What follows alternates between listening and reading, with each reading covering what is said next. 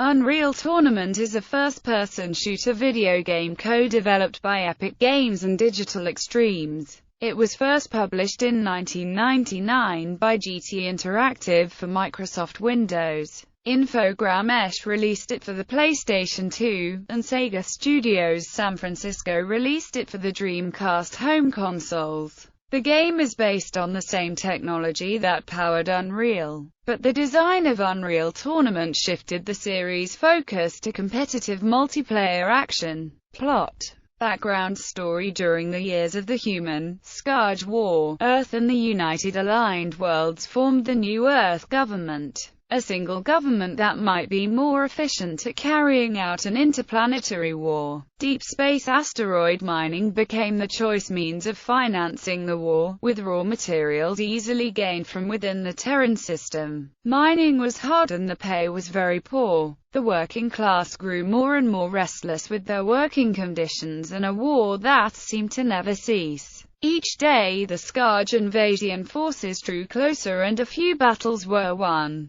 Riots began to break out, the most notable being the Green's World Rebellion, where over 3,000 miners joined in a riot that would cost billions in damage. The Human Scourge War was brought to a standstill during the 7-day siege when Scourge forces surrounded the Terran system and Earth itself seemed doomed. All was made well when a crack team of NEG military specialists were able to destroy the Screed-class dreadnought Crudelock, the queen ship of the Scourge forces. Confused by the loss of their high matriarch, the Scourge withdrew, their unity shattered by a well-placed fusion detonator. The damage was done, however. The NEG had largely ignored its internal social conditions while waging an expensive and impossible war. More and more mining incidents were being reported and cracking down seemed to have little effect. NEG politicians determined that the best policy was not to stifle the violence, but give it an outlet. In 2291, consensual murder was legalized. Under NEG law, any two people could, under organized conditions, fight to the death.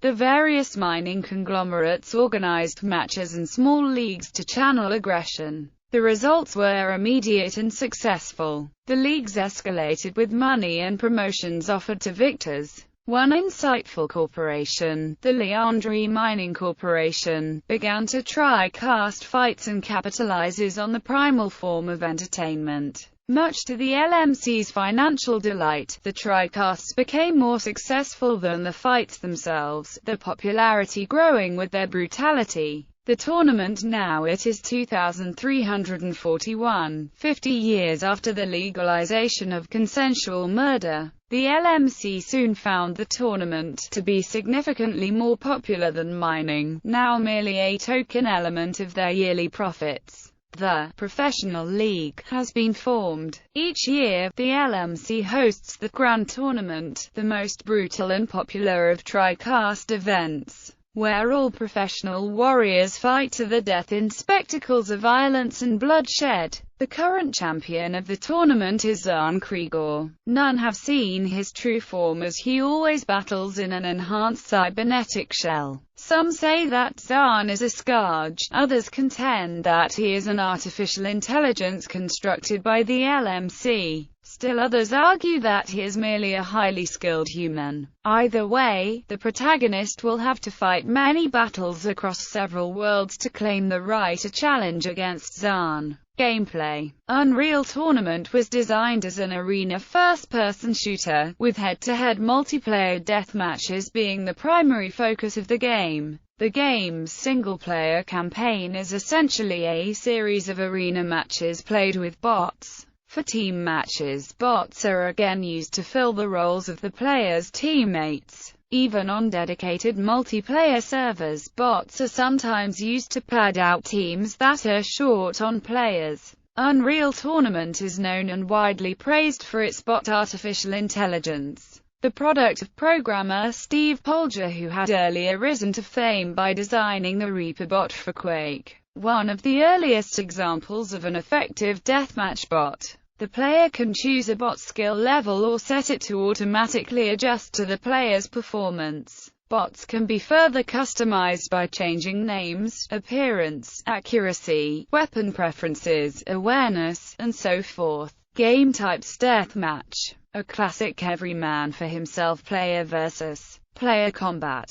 The objective is to outfrag all opposing players. Team Deathmatch. Teams compete together to outfrag the opponent team. Like Capture, Flag and Domination in this version, and unlike subsequent releases, 4 teams were allowed: red, blue, green and gold. Capture the Flag. Classic Capture the Flag. Players compete to capture the other team's flag and return it to their base. Competitive teams must use a great deal of team play. Both teams must defend the base from incoming attackers and get into the other team's base, take their flag and return to base. This requires that the team protect their flag carrier very well from enemies in order to complete their objective. Domination. Teams compete to control various control points to earn points and win the map. Standard maps contain 3 control points. Control of these points is initially accomplished through occupation, but control of a point continues until a player from another team occupies the space. The more control points one team controls, the faster it gains points. Last man standing. Similar to Deathmatch, the objective here is to remain alive longer than your opponents, putting an emphasis on number of deaths rather than kills.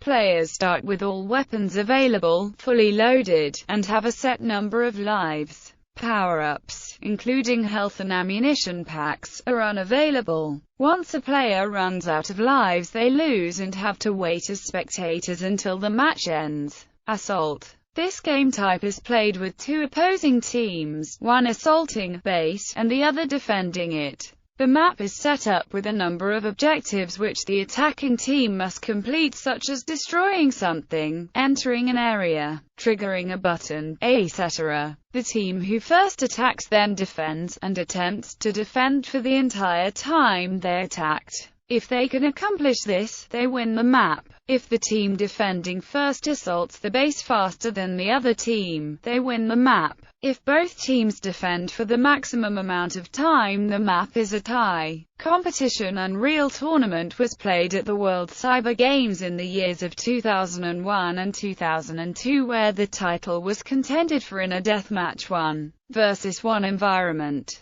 This was where it was played on an international scale, where players from all around the world went head-to-head to win the tournament.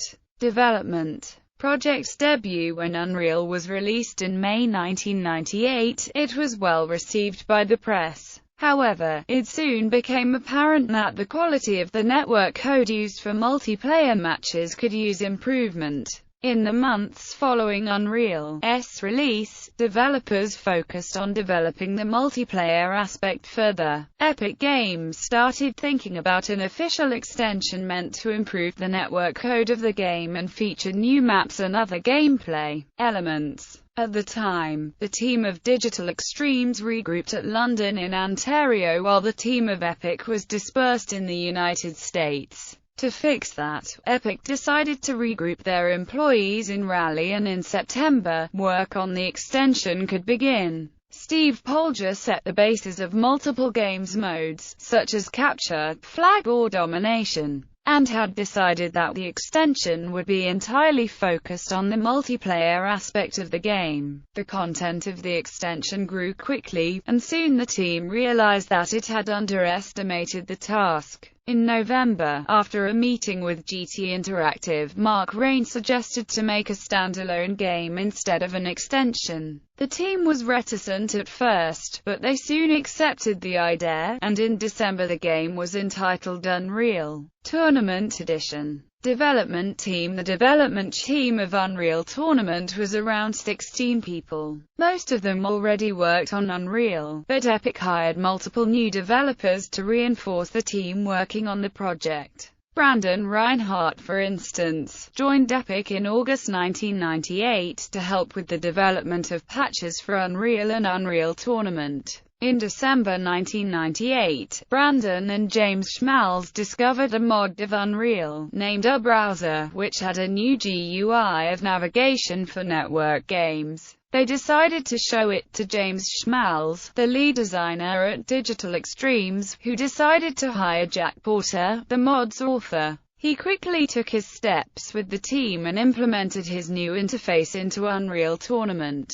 During the game's development, the team lacked artists. Shane Caudle and the artists at Digital Extremes couldn't make enough new textures because of the amount of diversity and characters in maps. Epic hired independent artists, Steve Garofalo and John Mueller, to reinforce the team. This was shown to be rather inefficient, and so the developers were limited to a small amount of textures. Music. The soundtrack for the game was primarily written by Alexander, Siren, Brandon, Michiel, MCA, Van den Bos, Andrew, Necros, Sega, and Dan, Basshead, Gardope, the same music artists who wrote the Unreal soundtrack, although only Brandon and Van den Bos remained credited for it. The game employed tracker music, which resulted in a considerably good sound quality with very little size trade-off. 2 additional tracks were contributed, one by Tero, Tech, Costamar and Kyriak, Nitro, Compa, and one by Peter, Scavan, Hajbar. These, however, remained uncredited for reasons unknown. Hajbar's credits are in fact still intact in the instrument data in the file itself, and the original version of Costamara's song is available from his website, although there are various differences. Users, such as map makers, may also add custom soundtracks to maps using Unreal.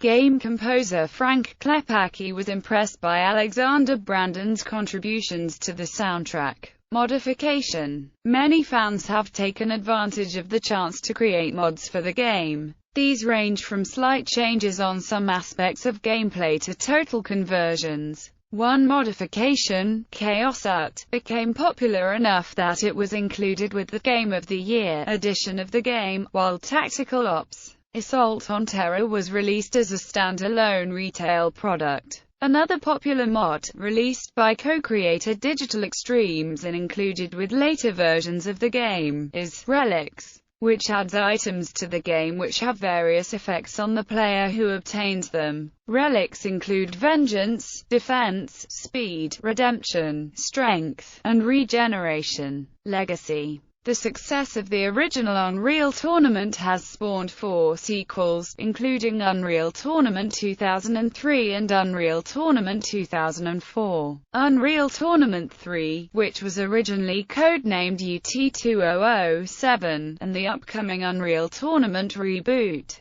The yearly naming structure, based around marketing the franchise as a competitive sports title, was abandoned shortly before the launch of the 3rd sequel. There have also been several efforts to remake Unreal Tournament by the community using newer engine versions, the largest in scope being Unreal Tournament Revolution, a total conversion for Unreal Tournament 2004. Featuring new music by original Unreal Tournament composer Michiel van den Bos. Because of differences in the styles of the sequels, the goal of such remakes are typically to take advantage of newer engine features and graphical capabilities while remaining true to the gameplay and style of the first Unreal Tournament. In 2000, Digital Extremes announced a game with the name Dark Sector, which was planned as a spiritual successor to Unreal Tournament and the next step in the first-person action gaming experience by blending the intense action elements of Unreal Tournament with the scope and character evolution of a persistent online universe. It was to feature an early clan, syndicate support, team battles, ladder matches and space flight gameplay. However, the game never would see the light of day as the original plan was scrapped. The title would resurface in 2004 with an entirely new focus and being developed for the late 6th generation of video game consoles. Reception. Unreal Tournament received widespread critical acclaim. Mainstream press reviews praised the graphics, gameplay, maps and multiplayer capabilities of the game. Computer Shopper concluded, Quake may have spawned the online deathmatch. but Unreal Tournament has taken it to the next level with its amazing graphics and fast-paced action. Online or off, this game rules. In March 2000, Unreal Tournament was second on a list of best-selling games in Computer Dealer News Trade magazine, behind Quake 3 Arena. At Game Rankings, the Windows version of Unreal Tournament holds an average review score of 94%. GameSpot praised Unreal Tournament's graphics, noting, "As good as the original Unreal looked, Unreal Tournament looks even better. The character models and skins look excellent, and there are quite a few choices to make when designing your character." GameSpot also praised the multiplayer gameplay, weapons and level design. The first-person shooter genre is fiercely competitive, but Unreal Tournament rises above the rest with its solid multiplayer performance. From its good weapon balance to its great level design, the game was similarly reviewed by GameSpy, who concluded, "Unreal Tournament raises the bar for first-person team play games. This game is stuffed with content and polished until it gleams." The Macintosh version of Unreal Tournament was equally praised. Macworld dubbed it the best network shooter for the Mac, and gave it a place in the Game Hall of Fame in 1999. In its review, Macworld editor Christopher Breen stated,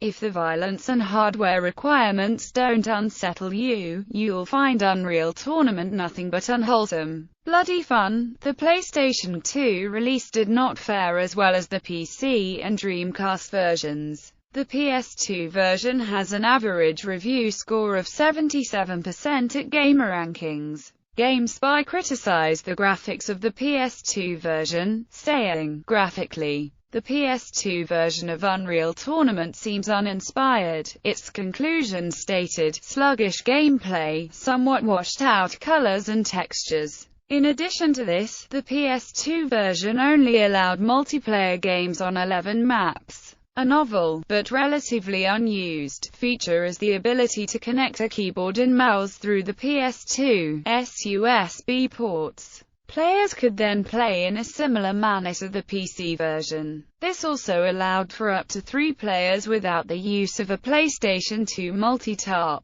The Dreamcast version has an IGN review score of 94%. The reviewer Anthony Chow praised the graphical details and the frame rate. From a visual standpoint, that is very impressive. Of course, when playing online the frame rate does take a hit as more players join up as well as greater action taking place. Though playing with the broadband adapter does reduce latency a bit, you will occasionally encounter a small drop in animation and frame rate. That aside, it runs at a pretty smooth frame rate, not quite 60 but definitely over 30. Texture quality and colors are very good, though you do lose some detail when engaging enemies in split-screen mode. Special effects are very good and the game doesn't lose its bloody touch.